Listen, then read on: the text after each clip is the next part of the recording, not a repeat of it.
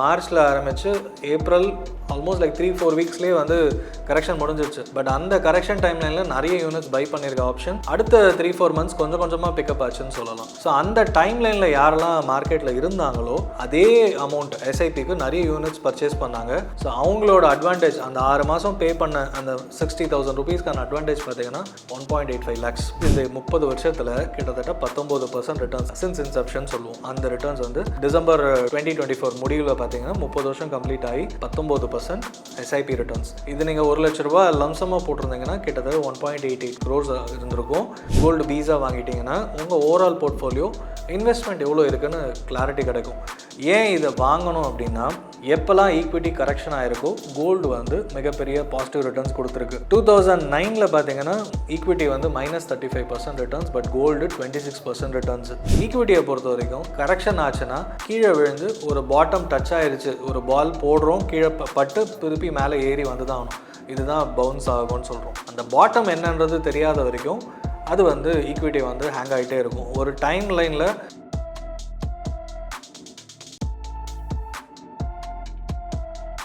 நேயர்களுக்கு வணக்கம். நான் கணேசன் திரு, உங்கள் மியூச்சுவல் ஃபண்ட் டிஸ்ட்ரிபியூட்டர். ஸோ எல்லா யூடியூப் வீடியோஸ் பார்த்தீங்கன்னாலும் மார்க்கெட் கரெக்ஷன் பயமாக இருக்கா, இன்னும் எவ்வளோ குறையும், எவ்வளோ போகும், இப்போ இன்வெஸ்ட்மெண்ட் பண்ணலாமா, இந்த மாதிரி தான் பார்த்துட்ருக்கோம். பட் ஃபார் அ சேஞ்ச் இந்த மாதிரி கரெக்ஷன் ஆனால் நீங்கள் எஸ்ஐபி பாஸ் பண்ணலன்னா என்ன ஆகும், அதே மாதிரி கோல்டு வேஸ் ஈக்விட்டி என்ன இருக்கும், ஃபைனலாக இந்த கரெக்ஷன் முடிஞ்சிருதுன்னா அடுத்த 3 இயர்ஸ்க்கான ரிட்டர்ன்ஸ் என்ன இருக்கும், இதை தெரிஞ்சதுன்னா இந்த டைம்லைனை நேவிகேட் பண்ணலாம். யூஸ்வலாக ஒரு விஷயம் நடக்கும்போது அது எப்போ முடியும்னு தெரியாமல் இருக்குன்னா அது முடிகிற வரைக்கும் அமைதியாக இருக்கிறது நல்லதுன்னு சொல்லுவோம். அது ஒரு எஸ்ஐபி இன்வெஸ்டருக்கு ரொம்பவே பொருந்தும்னு நான் சொல்வேன். ஃபஸ்ட்டு வந்து ஒரு 30 years லாங் ஃபண்டு. இந்த ஃபண்டு வந்து 30 வருஷத்தில் நீங்கள் எப்போ வேணால் ஸ்டாப் பண்ணியிருக்கலாம், பாஸ் பண்ணியிருக்கலாம். பட் இந்த ஃபெசிலிட்டியை யூஸ் பண்ணிங்கன்னா ஒரு இன்வெஸ்டர் கோவிட் டைமில் மிகப்பெரிய ஃபால் நடந்துச்சு. அந்த கோவிட் ஆரம்பித்த மாதம் நீங்கள் ஆரம்பித்து அடுத்த 6 மாதம் ஸ்டாப் பண்ணிவிட்டு மறுபடியும் ரீஸ்டார்ட் பண்ணியிருந்தீங்கன்னா என்ன இருக்கும், பட் பாஸ் பண்ணாமல் கண்டினியூ பண்ணியிருந்தீங்கன்னா என்ன இருக்கும் ரிட்டர்ன்ஸ், அதுதான் நம்ம இன்னைக்கு பார்க்க போகிறோம். மார்ச் மாதம் இந்தியாவில் வந்து கோவிட் வந்துருச்சு. கோவிட்னால நம்ம வந்து நாடு ஃபுல்லாக பிளாக் பண்ண போகிறோம். ஐ மீன் யாரும் ட்ராவல் பண்ணக்கூடாது, நிறைய ரெஸ்ட்ரிக்ஷன் சொன்னாங்க. எல்லாருக்கும்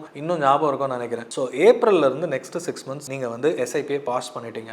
இன்கம் இல்லை பயமாக இருக்குது, whatever reason, SIP pause facility இப்போ நிறைய பேருக்கு தெரிஞ்சிருக்கு. பாஸ் பண்ணிட்டீங்க அப்படின்னா ரெண்டு பேருமே same timeline. SIP start date வந்து 1st April 2018, ஆனால் பாஸ் பண்ணிட்டார் 6 months. ஒரு மந்த்லி இன்வெஸ்ட்மெண்ட் 10,000 rupees, ஒரு 60,000 rupees, ஒரு 6 மாதம் பாஸ் பண்ணியாச்சு. நெக்ஸ்ட் இன்வெஸ்டர் பார்த்தீங்கன்னா எஸ்ஐபி பாஸ் பண்ணல. இன்னைய தேதி வரைக்கும் ஃபர்ஸ்ட் இன்வெஸ்டர் பார்த்தீங்கன்னா 6,60,000 இன்வெஸ்ட்மெண்ட் பண்ணி 12.82 lakhs, அதாவது இது March 31, 2024, 1 இயருக்கு முன்னாடி, எக்ஸாக்டாக 1 இயருக்கு முன்னாடி இவ்வளோ பணம் வந்திருக்கும். பட் இதுவே பாஸ் பண்ணாமல் இருந்தார் அப்படின்னா அவங்களோட ரிட்டர்ன்ஸ் பார்த்தீங்கன்னா கிட்டத்தட்ட 14.68 lakhs, கிட்டத்தட்ட 1.85 lakhs அதிகமாக இவங்களுக்கு கிடச்சிருக்கு. செகண்ட் இன்வெஸ்டர் யார் எஸ்ஐபி பாஸ் பண்ணலையோ. ஏன்னா இந்த டைம் லைனில் அந்த 6 months பார்த்தீங்கன்னா என்ஏவி டிராஸ்டிக்காக ட்ராப் ஆச்சு, டிராஸ்டிக்காக பிக்கப் ஆச்சு. அதுவும் மார்ச்சில் ஆரம்பித்து ஏப்ரல் ஆல்மோஸ்ட் லைக் 3-4 வீக்ஸ்லேயே வந்து கரெக்ஷன் முடிஞ்சிருச்சு. பட் அந்த கரெக்ஷன் டைம்லைனில் நிறைய யூனிட்ஸ் பை பண்ணியிருக்க ஆப்ஷன் அடுத்த 3-4 மந்த்ஸ் கொஞ்சம் கொஞ்சமாக பிக்கப் ஆச்சுன்னு சொல்லலாம். ஸோ அந்த டைம்லைனில் யாரெல்லாம் மார்க்கெட்டில் இருந்தாங்களோ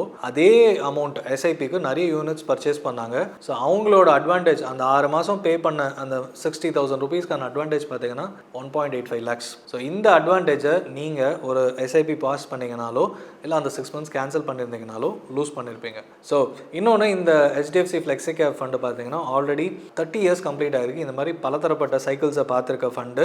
in spite of all these things இந்த 30 வருஷத்தில் கிட்டத்தட்ட 19% ரிட்டர்ன்ஸ் சின்ஸ் இன்செப்ஷன் சொல்லுவோம். அந்த ரிட்டர்ன்ஸ் வந்து டிசம்பர் 2024 முடிவில் பார்த்தீங்கன்னா 30 வருஷம் கம்ப்ளீட் ஆகி 19% எஸ்ஐபி ரிட்டர்ன்ஸ். இது நீங்கள் 1 லட்ச ரூபா லம்சமாக போட்டிருந்தீங்கன்னா கிட்டத்தட்ட 1.88 crores இருந்திருக்கும். அதுவும் பார்த்தீங்கன்னா ஆல்மோஸ்ட் லைக் 18 to 19% ரிட்டர்ன். இந்த அளவுக்கு அட்வான்டேஜ் நீங்கள் ஒரு பாஸ் பண்ணாமல் கண்டினியூ பண்ணால் மட்டும்தான் கிடைக்கும். சரி, நான் கோல்டில் இன்வெஸ்ட்மெண்ட் பண்ணலாமா, இப்போ பீக்கில் இருக்குது, அப்படி இல்லை இன்னும் அதிகமாகிட்டே போகுது, இப்போவே வாங்கலாமான்னு கேட்குறோம். வாங்கிறதுக்கான ஆப்ஷன்ஸ்க்கும் நிறைய வீடியோஸ் நம்ம பண்ணியிருக்கோம். ETF பீஸு, அப்புறமா ஃபிசிக்கல் கோல்டு, இல்லை சீட்டு போடுறது, நிறைய வீடியோஸ். பட் அதை தாண்டி கோல்டோட ரிட்டர்ன்ஸும் பேசியிருக்கோம். அசட் அலோகேஷன் ஸ்ட்ராட்டஜி இம்ப்ளிமெண்ட் பண்ணுறது எவ்வளோ முக்கியம் தெரியும். ஸோ இன்வெஸ்ட்மெண்ட் ஆங்கிள்லையும் வந்து நீங்கள் ஒரு multi asset allocation fund mutual ஃபண்டில் போட்டாலும் சரி, இல்லை கோல்டு பீஸாக வாங்கினாலும் சரி, ஓவராலாக உங்கள் அசட் கிளாஸில் ஒரு 10 to 15% இல்லை மேக்ஸிமம் 20% போகலாம். ஏன்னா நமக்கு வந்து குளோபல் மேக்ரோ கண்டிஷன் என்ன மாறும், இதனால் ரேட் ஏறுமா, நிறைய விஷயம் தெரியாது. பட் ஓவராலாக இயர்லி ஒன்ஸோ 2-3 years ஒன்ஸோ நம்ம அசட்ஸ் ஈக்விட்டி எவ்வளோ இருக்குது, ரியல் எஸ்டேட் எவ்வளோ இருக்குது, கோல்டு எவ்வளோ இருக்குன்றது. அதாவது தேவைக்குன்னு வாங்குறதும் நம்ம இன்வெஸ்ட்மெண்ட் பாயிண்ட் நிறைய பேர் ஜுவல்லரியாகவும் வாங்குறாங்க. ஜுவல்லரியாக வாங்குறத விட இன்வெஸ்ட்மெண்ட்டுன்னு பிளான் பண்ணிவிட்டு ஜுவல்லரியாக வாங்குறத விட கோல்டு பீஸாக வாங்கிட்டீங்கன்னா உங்கள் ஓவரால் போர்ட்ஃபோலியோ இன்வெஸ்ட்மெண்ட் எவ்வளோ இருக்குன்னு கிளாரிட்டி கிடைக்கும். ஏன் இதை வாங்கணும் அப்படின்னா, இந்த டேட்டா இப்போ அடுத்தது ஷேர் பண்ணுறோம். இதில் பார்த்தீங்கன்னா எப்போல்லாம் ஈக்விட்டி கரெக்ஷன் ஆகிருக்கோ கோல்டு வந்து மிகப்பெரிய பாசிட்டிவ் ரிட்டர்ன்ஸ் கொடுத்துருக்கு. 2009 பார்த்தீங்கன்னா ஈக்விட்டி வந்து -35% ரிட்டர்ன்ஸ், பட் கோல்டு 26% ரிட்டர்ன்ஸ். 2008 அதுக்கு முன்னாடி வருஷம் ஈக்விட்டி 25% ரிட்டர்ன்ஸ், கோல்டு வந்து 27% ரிட்டர்ன்ஸ் கொடுத்தது. 2000, 2001, 2003 வரைக்கும் பார்த்தீங்கன்னா ஈக்விட்டி வந்து -4, -24, -0.1, -11 4 வருஷம் கண்டினியூஸ் நெகட்டிவ். கோல்டு பார்த்தீங்கன்னா ஃபஸ்ட்டு 2 இயர்ஸ் வந்து -3, -1, பட் 2002 அண்ட் 2003 22% அண்ட் கிட்டத்தட்ட 8%. ஸோ உங்களுக்கு வந்து ஆல்மோஸ்ட் ஆல்டர்னேட்டிவ் அசட் கிளாஸ் தான் சொல்லணும் கோல்டு. ஸோ உங்களுக்கு ஈக்விட்டி நெகட்டிவ் ரிட்டர்ன்ஸ் கொடுத்ததுன்னா கோல்டு வந்து பாசிட்டிவ் ரிட்டர்ன்ஸ் கொடுக்கறதுக்கு அதிகப்படியான சான்ஸ். அடுத்த பெஸ்ட் எக்ஸாம்பிள் வந்து 2016 சைனாவில் வந்து ஒரு கிரைசிஸ் வரப்போகுதுன்னு பேசும்போது நிஃப்டி வந்து -8% வரைக்கும் போச்சு, கோல்டு வந்து பாசிட்டிவாக 11% வரைக்கும் போச்சு. 2020 கோவிட் தெரியும், இந்த டைம்லைன் பார்த்தீங்கன்னா -25%, அந்த பர்டிகுலர் இயர் மட்டும் 32% கொடுத்தது. அப்போ ஓவராலாக உங்கள் ஈக்விட்டி நெகட்டிவ் ரிட்டர்ன்ஸை ஆஃப்செட் பண்ணி பாசிட்டிவ் ரிட்டர்ன்ஸே கோல்டு கொடுத்துருக்கும். ஸோ இந்த மாதிரி லாஸ்ட் 5-6 இயர்ஸில் கோல்டு வந்து பாசிட்டிவாக ரிட்டர்ன்ஸ் கொடுத்துருக்கு. பட் இதை மட்டுமே காரணமாக வச்சுட்டு வாங்காமல் என்னோட ஓவரால் அசட் கிளாஸில் அசட்ஸ் ஹோல்ட் பண்ணுறதுல இவ்வளோ பர்சன்டேஜ் தான் கோல்டு இருக்குது, இன்க்ரீஸ் பண்ணிக்கலாமான்னு தோணுச்சு தான் கோல்டு பீஸாக வாங்குங்க.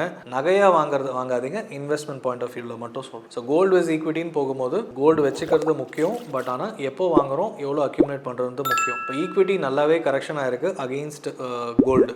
ஸோ இந்த டைமில் போய் ஏறின அசட் கிளாஸ் வாங்குறதுக்கு பதில் கரெக்ஷன் ஆன அசட் கிளாஸ் ஆன ஈக்விட்டியில் முதலீடு பண்ணுறது கொஞ்சம் சாமர்த்தியமாக இருக்கும்னு என்னோட பாயிண்ட் ஆஃப் வியூ. சரி, மூணாவது முக்கியமான பாயிண்ட், சரி இந்த மாதிரி கரெக்ஷன்ஸ் ஆகிருக்கு, கரெக்ஷன் ஆன பிறகு திருப்பி ஏறி தானே ஆகணும். ஏன்னா ஒரு விலை குறைஞ்சிக்கிட்டே போகுதுன்னா ரொம்ப குறையாது, ஒரு லெவலுக்கு மேலே. வெங்காயம் தக்காளிலாம் பார்த்தீங்கன்னா ஒரு மார்க்கெட் கண்டிஷன் ஒரு சீசனில் பயங்கரமாக ட்ராப் ஆகும், வெளியிலலாம் கொட்டியிருக்காங்க. பட் ஆனால் ஒன்ஸ் மார்க்கெட் அந்த டிமாண்ட் வருது அப்படின்னும் போது ஆட்டோமேட்டிக்காக சில சமயம் கிலோ 100 ரூபாய் 150 ரூபாய் வரைக்கும் போயிருக்கு, நம்ம பார்த்துருக்கோம். இதுதான் சப்ளை டிமாண்ட். இது காய்கறி மார்க்கெட் இல்லைன்னா ப்ராடக்ட்ஸை பொறுத்த வரைக்கும். ஈக்விட்டியை பொறுத்த வரைக்கும் கரெக்ஷன் ஆச்சுன்னா கீழே விழுந்து ஒரு பாட்டம் டச் ஆயிடுச்சு, ஒரு பால் போடுறோம், கீழே பட்டு திருப்பி மேலே ஏறி வந்து தான் ஆகணும்.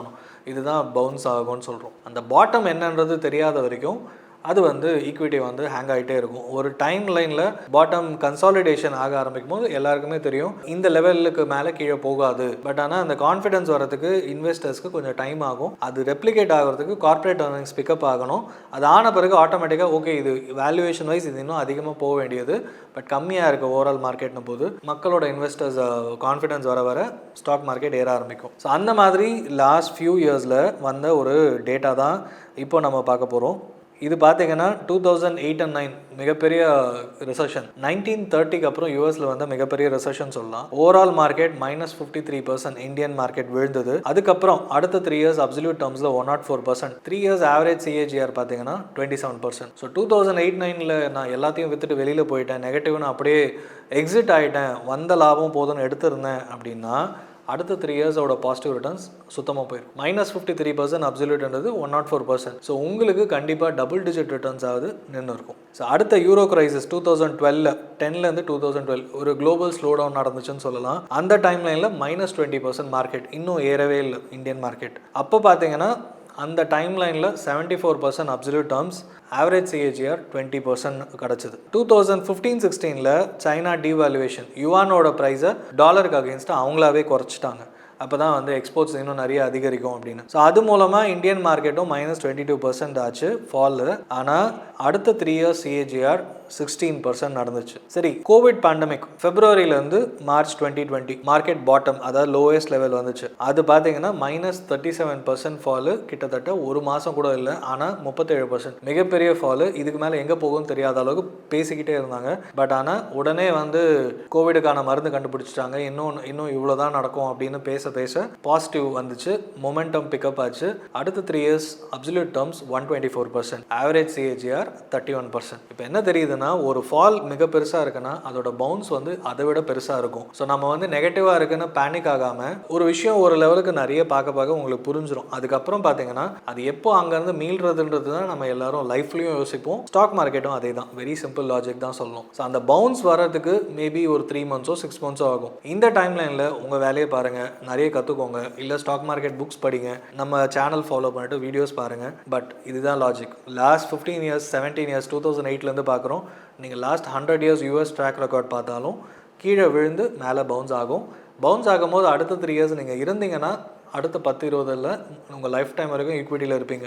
அவசரப்பட்டு எனக்கு நெகட்டிவாக இருக்குது, என்னால் பேனிக் ஆகாமல் இருக்க முடியல அப்படின்னா மறுபடியும் இந்த அசட் கிளாஸ் வரமாட்டேங்க. ஸோ இந்த டேட்டாவை திருப்பி பாருங்கள். உங்களுக்கு டவுட்ஸ் இருந்ததுன்னா கீழே கமெண்ட் பண்ணுங்கள். ஸோ ஒரு பாட்டம் ஃபிக்ஸ் ஆகும், அந்த பாட்டம்லேருந்து உங்கள் போர்ட்ஃபோலியோ கண்டிப்பாக பாசிட்டிவாக மாறும். ஆனால் அடுத்த 3 to 6 months volatile-ஆக நிறைய வீடியோஸ் இனிமேலும் கரெக்ஷன் பற்றியோ நிறைய ட்ரம்ப் டேரிஃப் பற்றியோ நிறைய விஷயங்கள் பேசுவோம். பட் இதுதான் உண்மை. வெயிட் பண்ணுங்கள். இன்னமும் ஏதாவது டவுட்ஸ் இருக்குது, இன்னமும் எனக்கு புரியல அப்படின்னா கீழே கமெண்ட் பண்ணுங்கள், ஆன்சர் பண்ணுறோம். தேங்க்யூ. இந்த வீடியோ உங்களுக்கு பிடிச்சிருந்தா லைக் பண்ணுங்கள், ஷேர் பண்ணுங்கள், கமெண்ட் பண்ணுங்கள். மறக்காமல் வெல்த் பாட்காஸ்ட் தமிழை சப்ஸ்கிரைப் பண்ணுங்கள்.